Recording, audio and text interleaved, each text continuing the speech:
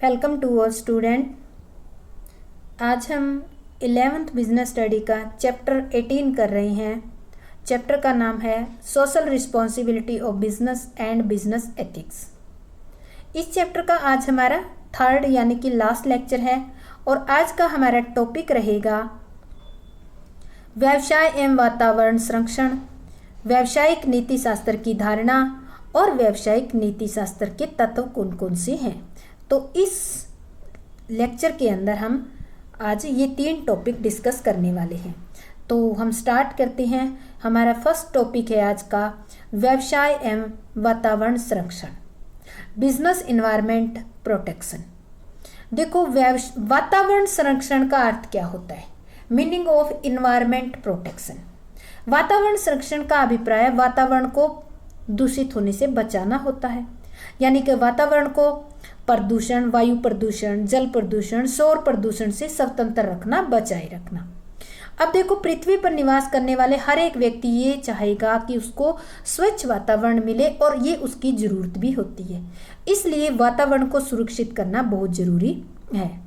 अब आता है वातावरण को व्यवसाय से खतरा, threat to environment from business. वातावरण को व्यवसाय से खतरा होता है, ये क्वेश्चन है। वातावरण संरक्षण की बात को व्यवसाय के साथ क्यों जोड़ा जाता है? क्योंकि वातावरण संरक्षण को व्यवसाय के साथ जोड़ना बिल्कुल उचित है, क्योंकि वातावरण को दूषित करने में सबसे जो अहम योगदान देता है वो व्यवसाय ही देता है। व्यवसाय प्रदूषण के दृष्टिकोण से व्यावसायिक इकाइयां 3 प्रकार से होती है। अगर हम प्रदूषण के दृष्टिकोण से देखें तो व्यवसाय की 3 प्रकार की इकाइयां होती है। एक वे होती है जो ज़्यादा धुआं छोड़ती है, कुछ व्यावसायिक इकाइयाँ गंदा जल प्रोड्यूस करती है और कुछ व्यावसायिक इकाइयाँ बहुत ज़्यादा शोर शराबा करने वाली होती है, यानी कि उनके अंदर जो मशीनें चलती है बहुत ज़्यादा शोर शराबा करती है।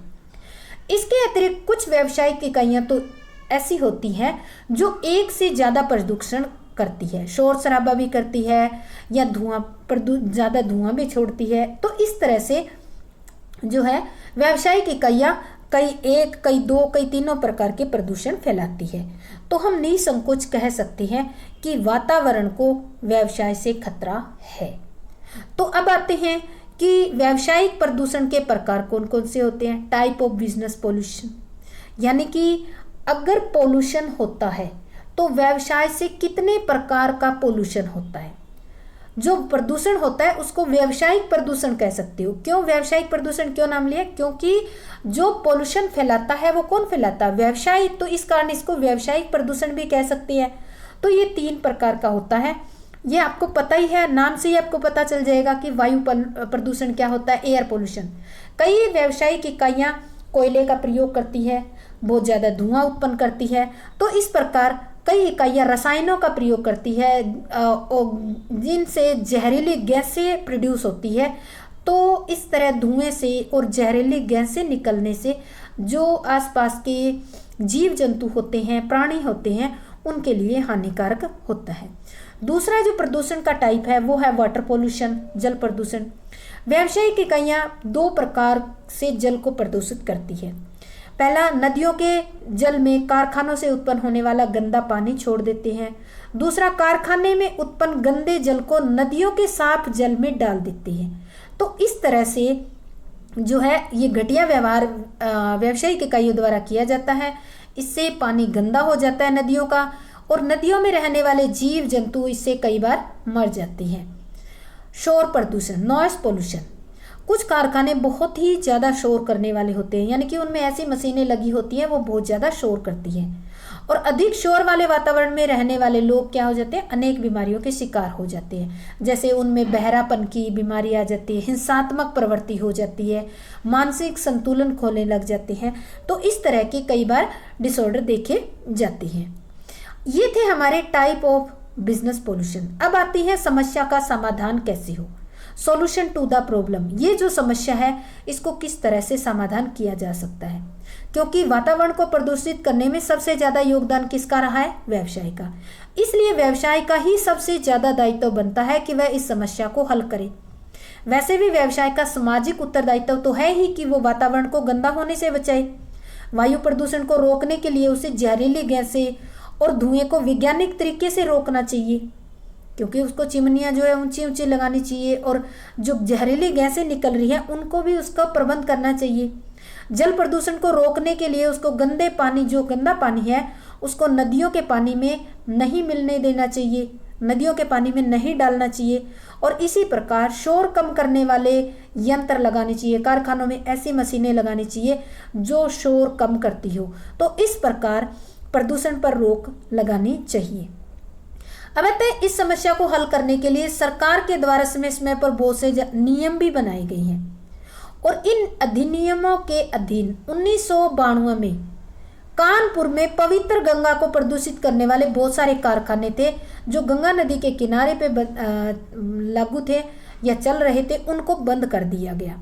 इसी प्रकार 1993 में भी ताजमहल के आसपास जो कारखाने लगे हुए थे उन कारखानों को बंद कर दिया गया, क्योंकि उनके जो कारखानों से निकलने वाला धुआं था उससे जो ताजमहल के ऊपर लगा हुआ संगमरमर का पत्थर था वो उस पर पीलापन आ रहा था, इससे उस ताजमहल की सुंदरता को खतरा हो गया था। इस कारण से सरकार ने उन प्रदूषण फैलाने वाली इकाइयों को जो है वहां से उठाकर दूर स्थापित कर दिया। इसी प्रकार दिल्ली में भी बहुत सारे ऐसे कारखाने लगे हुए थे जो बस्तियों के आसपास थे, उनको भी दिल्ली से बाहर शिफ्ट कर दिया गया। तो सरकार ने भी बहुत सारे ऐसे कदम उठाए हैं पोल्यूशन को रोकने के लिए। अब आता है नेक्स्ट टॉपिक हमारा, बिजनेस एथिक्स क्या होता है, यानी कि व्यावसायिक नीति शास्त्र। सबसे पहले है कॉन्सेप्ट ऑफ बिजनेस एथिक्स। नीति शास्त्र होता क्या है? नीति शास्त्र का अर्थ होता है जीवन में अपनाए जाने वाले आदर्श। जहां भी नीति और शास्त्र की बात आ जाए तो वहां पर इसका अर्थ होता है अपने जीवन में या जीवन में अपनाए जाने वाले जो आदर्श है, और ये आदर्श वो मान्यताएं होती है जो एक व्यक्ति को ईमानदारी से काम करने के लिए प्रेरित करती है। या फिर हम अन्य शब्दों में ये कह सकते हैं कि जब कोई काम करते समय ये सोचता है कि सार्वजनिक हित में क्या गलत है और क्या ठीक है, तो कहा जाएगा कि हम नीति शास्त्र का पालन कर रहे हैं। जब एक कोई कार्य करते हैं और ये देखते हैं कि कोई हमारे कार्य से समाज का बुरा हो रहा है और ऐसा कार्य वो बंद कर देता है, तो समझो कि वो नीति शास्त्र का पालन कर रहा है। अगर नहीं सोचता है तो इसका मतलब नीति शास्त्र का पालन नहीं कर रहा है। नीति शास्त्र विभिन्न क्षेत्रों से संबंधित है, क्योंकि नीति शास्त्र तो मोस्टली हर एक क्षेत्र से संबंधित है, जैसे मेडिकल, कानून, व्यवसाय, सभी से रिलेटेड है। व्यावसायिक नीति शास्त्र का, क्योंकि हम व्यवसाय के बारे में पढ़ रहे हैं तो हम जो वकालत है या चिकित्सा है उससे रिलेटेड नीति शास्त्र के बारे में नहीं पढ़ेंगे, हम केवल व्यावसायिक नीति शास्त्र के बारे में पढ़ेंगे। तो व्यवसायिक नीति शास्त्र का अभिप्राय व्यवसाय के क्षेत्र में, यानी कि व्यवसाय के क्षेत्र में अपनाए जाने वाले आदर्श है। यानी कि जब आप व्यवसाय करते हो तो जो आदर्श अपनाते हो उनको व्यावसायिक नीति शास्त्र कहते हैं। व्यवसाय के संबंध में आदर्शों का अर्थ होता है व्यवसाय के द्वारा संबंधित पक्षकार, जैसे अंशधारी, ग्राहक, पूर्तिकर्ता, प्रतियोगी, समाज और सरकार के प्रति अपनी जो नैतिक जिम्मेवारी होती है उनको पूरा करना होता है। या आप ये कह सकते हो कि शॉर्ट में जब कोई व्यवसाय समाज के प्रति जो भी रिस्पॉन्सिबिलिटी को समय पर और सही तरीके से पूरा करता है तो इट मीन्स वो क्या कर रहा है, नीति शास्त्र का ही पालन कर रहा होता है। एग्जाम्पल ऑफ बिजनेस एथिक्स, कुछ एग्जाम्पल, जैसे अंशधारियों को विनियोग पर पर्याप्त प्रतिफल देना। जो व्यक्ति कंपनी में पूंजी निवेश करते हैं तो उनको पर्याप्त उनका रिटर्न देना। ग्राहकों को उचित मूल्य पर अच्छी क्वालिटी का माल उपलब्ध करवाना नीति शास्त्र का ही एक एग्जाम्पल है। पूर्तिकर्ताओं को समय पर भुगतान करना, जिन व्यक्तियों से अपने माल खरीदा है उनको समय पर भुगतान करना। प्रतियोगियों से स्वस्थ प्रतियोगिता करना, यानी कि जो प्रतियोगी है आपके उनसे स्वस्थ प्रतियोगिता करना।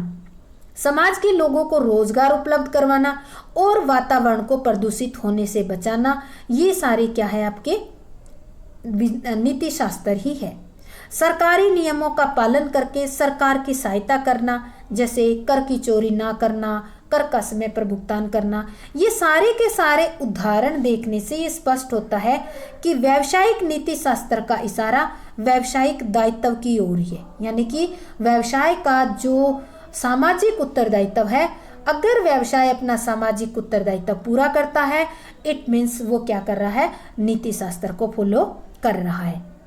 यहाँ मेन क्वेश्चन ये आ जाता है कि क्या व्यवसाय में नीति शास्त्र का कोई स्थान है? तो इसके बारे में दो विचारधाराएं प्रचलित है। एक पहली विचारधारा है परंपरागत। इसके अनुसार व्यवसाय का एकमात्र उद्देश्य है वस्तुओं और सेवाओं का उत्पादन एवं विक्रय करके लाभ कमाना है।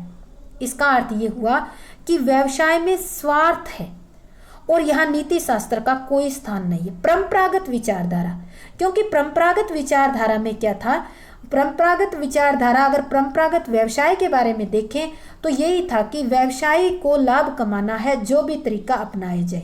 वो समाज के दायित्व या सोशल रिस्पॉन्सिबिलिटी के बारे में कोई जिक्र ही नहीं होता था।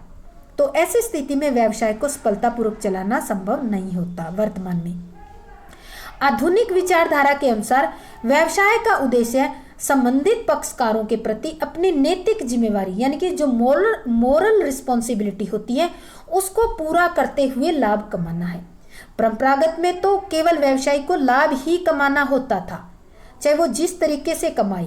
पर अगर आधुनिक विचारधारा देखें तो इसमें एक व्यवसायी लाभ तो कमाता है, लेकिन वो कब, मोरल रिस्पॉन्सिबिलिटी को पूरा करते हुए लाभ कमाता है। तो आज यही विचारधारा यानी कि आधुनिक विचारधारा ही वर्तमान में प्रचलित है और कहा जा सकता है कि व्यवसाय में नीति शास्त्र के महत्व को समझा जाने लगा है, इसलिए वर्तमान में आधुनिक विचारधारा को अपनाया जा रहा है। अब आता है डेफिनेशन ऑफ बिजनेस एथिक्स, यानी कि व्यावसायिक नीति शास्त्र की परिभाषा क्या है।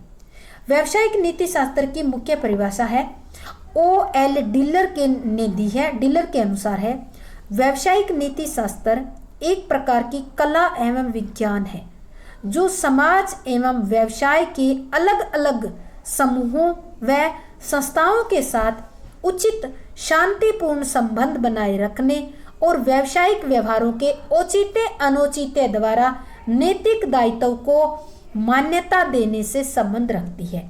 यहाँ पे वर्ड आया है औचित्य अनुचित्य, यानी कि आधुनिक विचारधारा के अनुसार किसी भी व्यवसाय को कोई भी वो कार्य नहीं करना चाहिए जिससे समाज को हानि हो या नुकसान हो। प्रत्येक व्यवसाय को ऐसा कार्य करना चाहिए जिससे समाज की भलाई हो और आजकल इसी नैतिक उत्तरदायित्व को मान्यता दिया जा रहा है और जो व्यवसाय इसको मानता है वही सक्सेसफुल हो रहा है। अब आता है व्यावसायिक नीति शास्त्र के तत्व कौन कौन से हैं। Elements of business ethics. व्यावसायिक नीति शास्त्र के मुख्य तत्व निम्नलिखित है। सबसे पहला है स्वतःभारित अनुशासन, सेल्फ इम्पोज डिसिप्लिन। देखो, व्यावसायिक नीति शास्त्र का पहला तत्व है स्वतःभारित अनुशासन पैदा करना, यानी कि सेल्फ डिसिप्लिन होना चाहिए।